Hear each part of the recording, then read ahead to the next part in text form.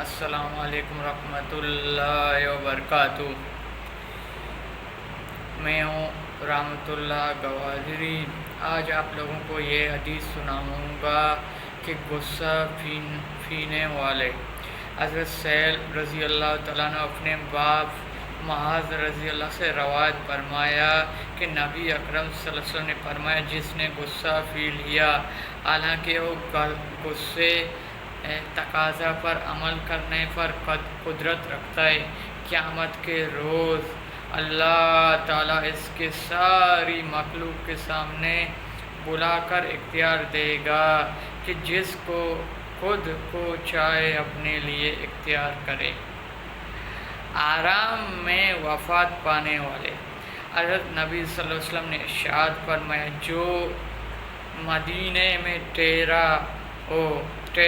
اور اس نے مدینہ کا تکلیف پر صبر کیا، میں قیامت کے روز اس کے لیے گواہ اور سفارش ہوں گا۔ جو شخص آرام مکہ یا آرام مدینہ میں مارا تو اسے اللہ قیامت کے روز امن والوں میں اٹھائے گا۔ تیسرا حدیث یہ ہے، جو حج کرتے ہوئے مر جائے۔ حضرت عبداللہ بن عباس رضی اللہ تعالیٰ روایت ہے کہ ایک صحابہ حضرت نبی صلی اللہ علیہ وسلم کے ساتھ عرفات میں ٹھہرا ہوا تھا، اچانک سواری سے گر پڑا جس سے ان کی گردن ٹوٹ گیا، وفات ہو گیا۔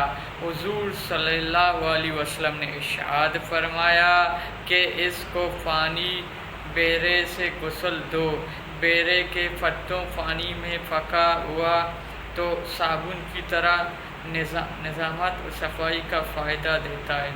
اس کو احرام کے دونوں کپڑوں میں کفن دو، اس کو خوشبو نہ لگاؤ، اس کے سر کو ڈھونڈ، کیونکہ قیامت کے دن یہ تنبیہ پڑھتے ہوئے اٹھے گا۔